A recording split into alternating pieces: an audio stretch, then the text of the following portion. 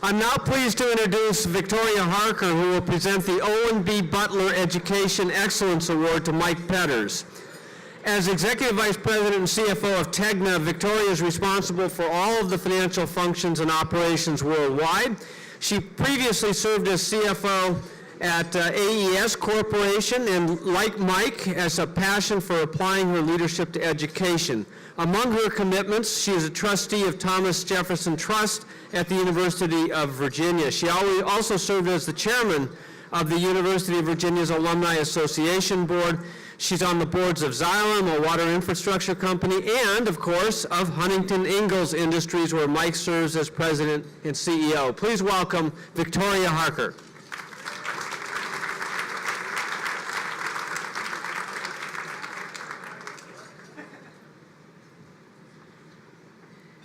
Tonight, Mike is being awarded the Owen B. Butler Education Excellence Award, which recognizes an individual's exceptional commitment to quality education, skills development, and workforce development.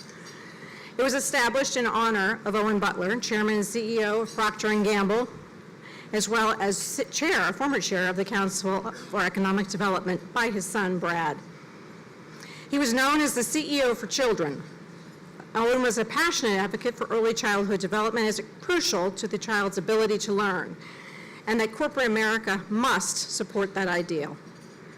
As a result, the Council for Economic Development became a national platform during his time for convincing legislatures and corporations to invest in early learning programs, such as Head Start, many, many years before it was in vogue. Well, Mike Petters is a shining example of Owen Butler's promise to the children of America, and particularly to those in his own backyard in Virginia.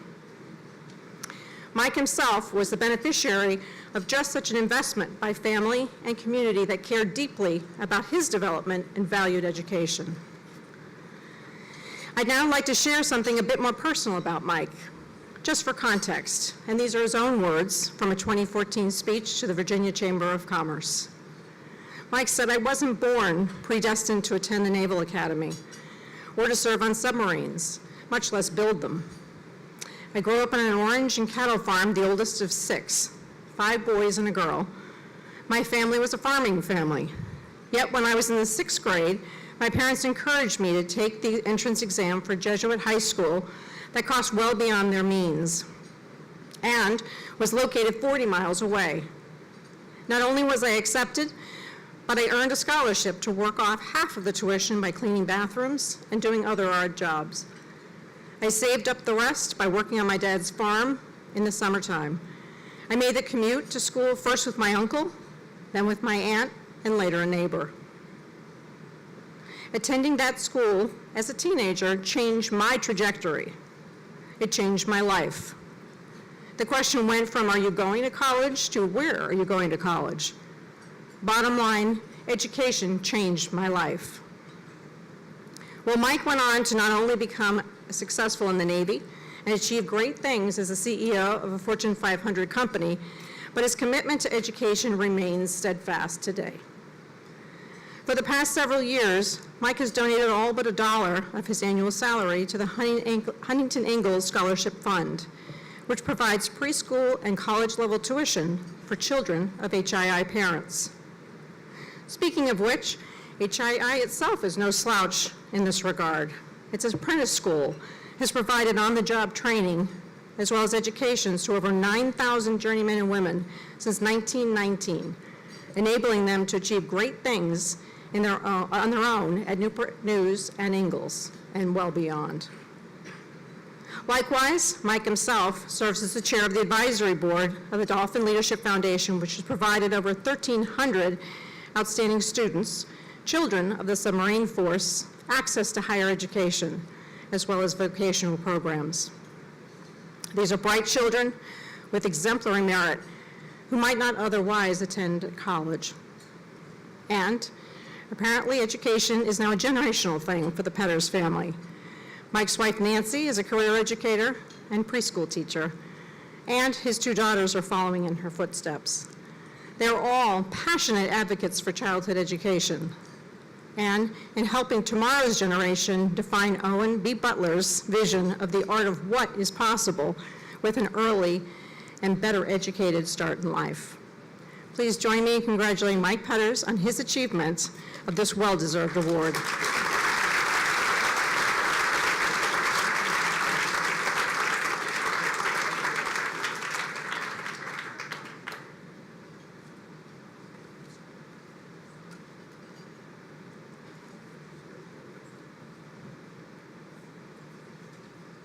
Thank you. Excellent.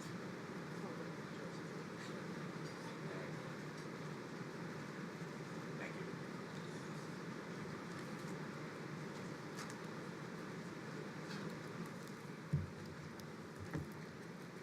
Well, thank you, Victoria. I really appreciate your being here tonight. I know it wasn't easy. And I do appreciate your support as a member of the Board of Directors for HII. You've been there since the beginning, and we've covered a lot of water under the bridge since we started about 6.5 years ago. Thanks to the Committee for Economic Development for this wonderful honor. It's been great to just interact with all of the people in the room that understand how those of us that lead institutions have a chance to make the world a better place.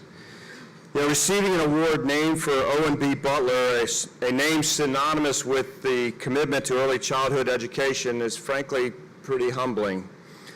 And although I was familiar with Mr. Butler, I did a bit of research to find out more about him and his legacy.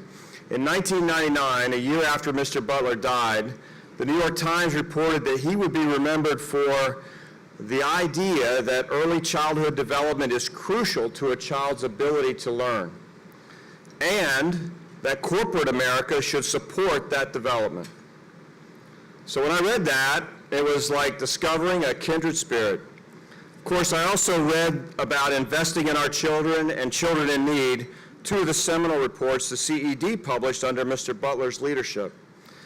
The fact that they were published in the 1980s, more than 30 years ago, made me realize that we still have a long, long way to go. But I'm more than proud to help continue that mission. Earlier this year, I had the opportunity to speak about early childhood education at the National Governors Association's winter meeting. In that speech, I shared my views on pre-K, how it relates to workforce development, and how I view it as a national security issue. As an advocate for and a large consumer of workforce development programs, our businesses in Mississippi and Virginia are the largest sites of employment in both of those states. I constantly hear about the improvements we need to make to secondary schools, vocational and trade schools, community colleges, and other institutions of higher learning.